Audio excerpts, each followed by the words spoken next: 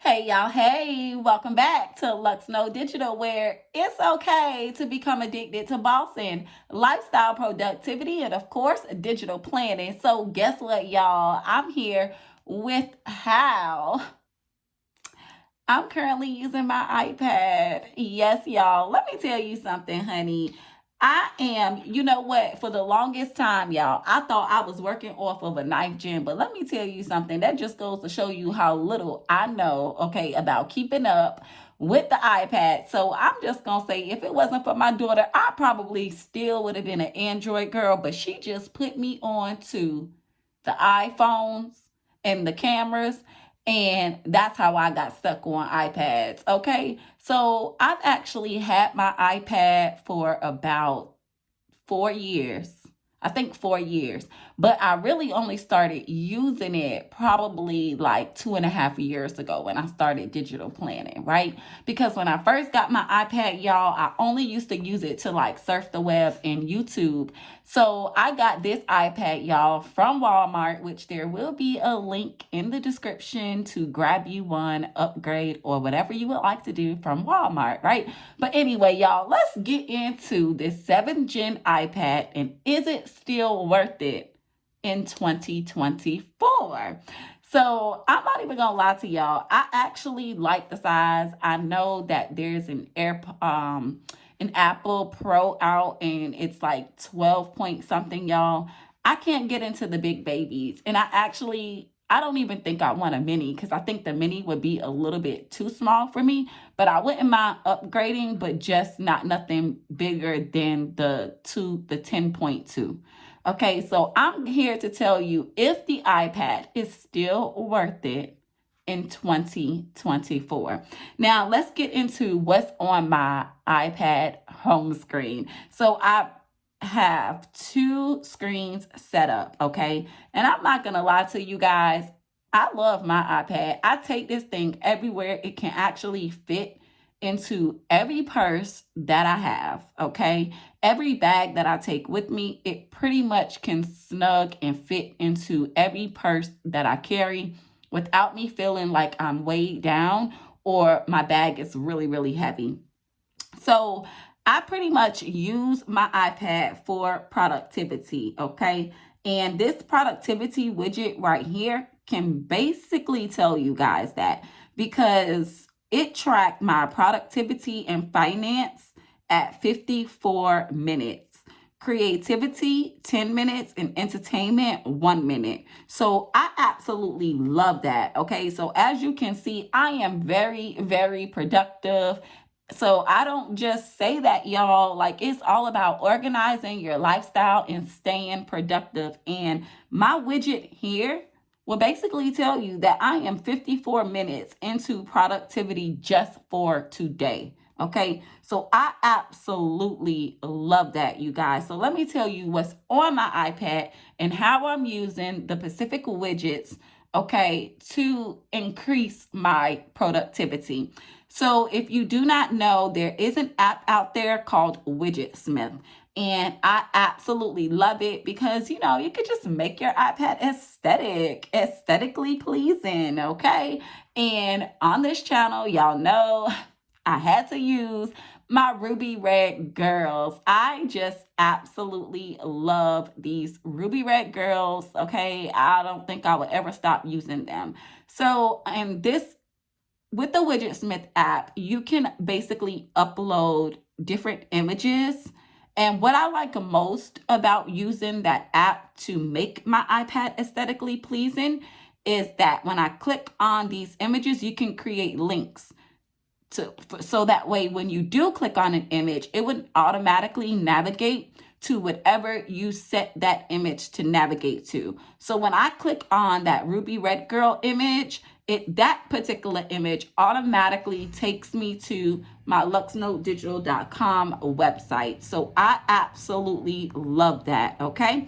And then if I click on, which looks similar to all of my YouTube thumbnails, if I click on that, that will automatically take me to my YouTube channel. So like if I'm talking to someone and I'm out and about and I want to show them my YouTube channel or something, or if I just want to check on my stats or something like that, it will automatically navigate me to my YouTube channel. Now, if I click on the Luxnote logo that I have set here as an image, that will automatically take me to the back end of my website so that I can either close or open the day when it comes to sales and analytics, right? So I specifically love that to stay productive, stay on top of everything that I need to stay on top of every single day. Now, the next best app that I love to use on my iPad, y'all,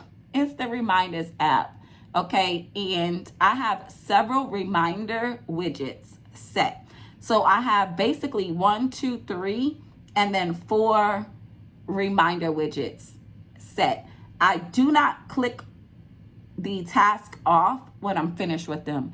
I pretty much use this as a quick overview of what needs to be done in specific categories and tasks that need to be done. I hope I said that right, y'all. So for instance, right, when I first go onto my iPad, the first thing that I am going to see every single day is my to-do list, okay? And in that to-do list, I have my home task, my daily operations, in-office admin work, content planning, and tidy up my space for 15 minutes.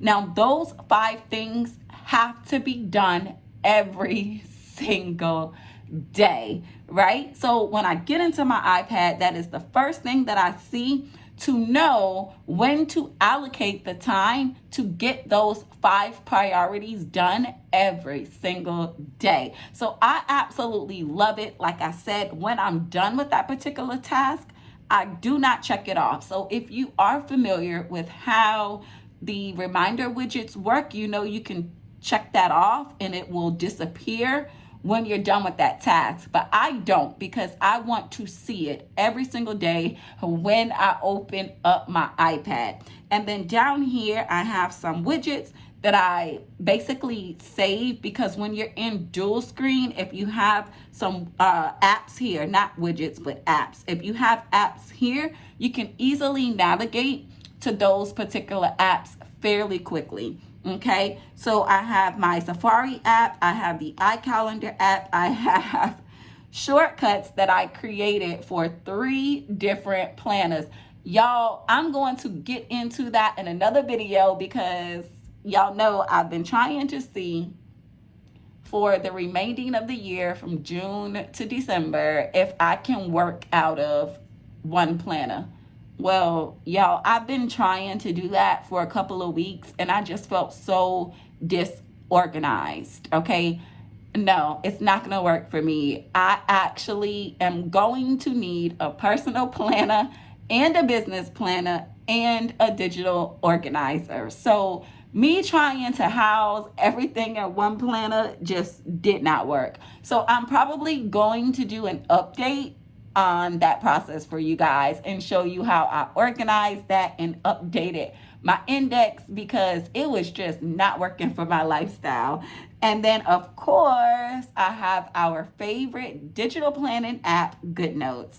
I have my file folder here, and y'all, I am a frequent flyer. When it comes to using Canva, I just don't know what I would do without my Canva. I absolutely use it for everything when it comes to business and personal. So I'm a frequent flyer when it comes to using Canva. And then of course, I have my photo app and I have my YouTube Studio app, Gmail, in case, you know, there's an important email that comes through and I need to check it right away. And as you can see, I have 2,786 emails. Lord knows, I'm a little backed up, but it's going to be a-okay. And then I have my entertainment folder, which was entertainment, but I may change that to like best apps or frequent apps or something like that, because this is really like social media apps that I can get to very quickly. So I just have some apps there just in case I'm in a dual screen setting and need to hurry up and navigate to a social media app or something, okay? And then on my second screen, I house a big version of my iCalendar, because if I'm out and about, and something comes up and I don't have time to get into my digital planner, I will go ahead and set an appointment on my iCalendar. So that way, when I do start to digital plan, I can go ahead and retrieve that appointment, that I might have heard about or something while I was driving or on mobile or something like that. So I absolutely do still use my iCalendar, although I'm a digital planner, y'all. Okay, it's all about productivity. Okay, so I also have here, which is some frequent apps that I use. This widget, I think, comes from the iPad. Well, of course, this widget is from the iPad. I think it's called a Safari widget, because then they give you like suggestions of apps that you go into all the time. So that's what that widget is. And then now we get into the other three reminder widgets that I have here to organize, okay, my lifestyle. And I simply have a reminder list for home task, a reminder list for content planning, and a reminder list for in the office admin task. Now, let me tell you how this works for me. So what I like to do is I like to keep, y'all know I love a master to-do list. So that way my brain is not really focused on the things that I need to do, but focused on the things that are actually taking place within that week or month, if that makes sense, right? Because there's some things in my lifestyle that is always going to happen. It's never going to change. I have to do this specific routine all the time.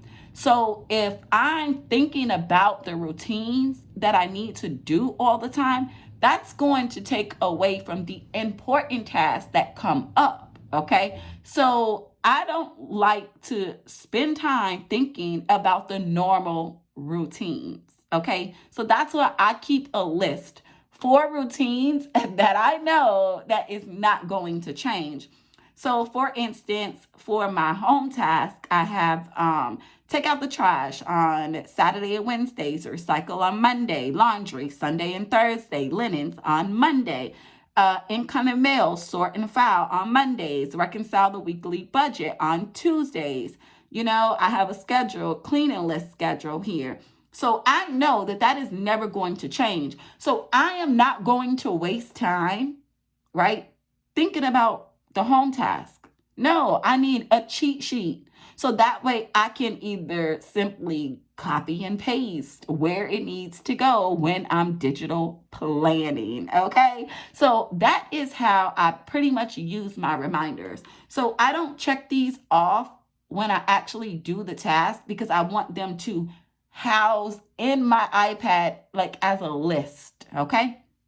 So for instance, I have my in the office admin task. I have the days set for design and production, for meetings, for inventory, for end of the week reporting that's due on Fridays by 4 p.m. That is never going to change. Site audits, the 15th of the month. And then I also have a schedule here, a daily schedule of when to get these things done, right? So I already have my daily schedule from 9 to 5 already set, okay, in my reminders. So that way, when I am digital planning and I'm creating my daily spreads and stuff, I can always reflect on the days that I have to do admin tasks to already map out that schedule for the day. Y'all, I don't know what I would do without my iPad. So if the 7th gen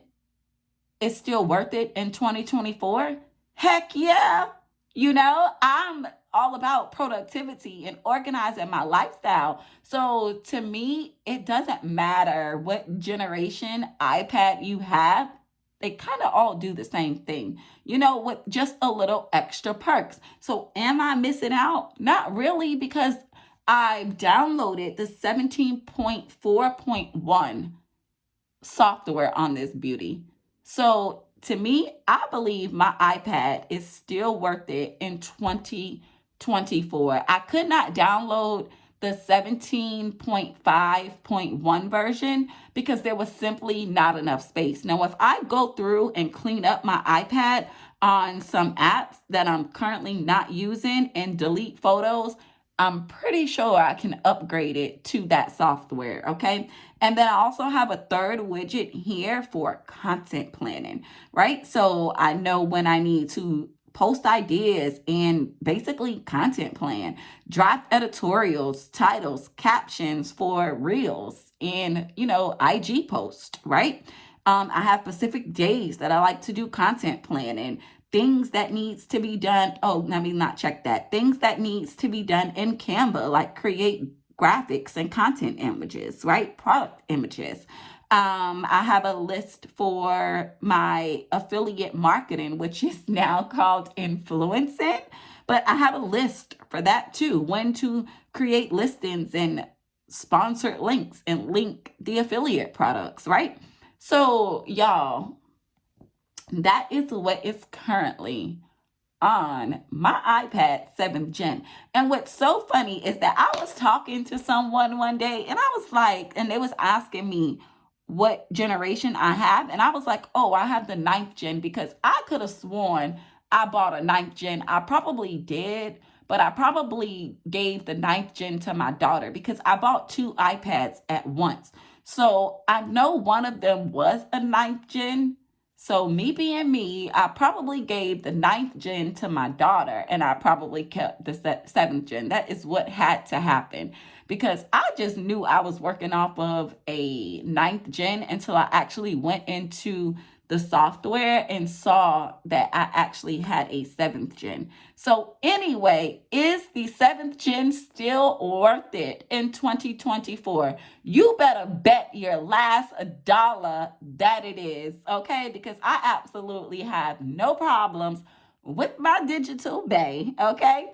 So until later, you all, leave me some comments down below. Let me know what iPad generation you're using and why. Until the next video upload, I will catch all my digital bays later. Toodles!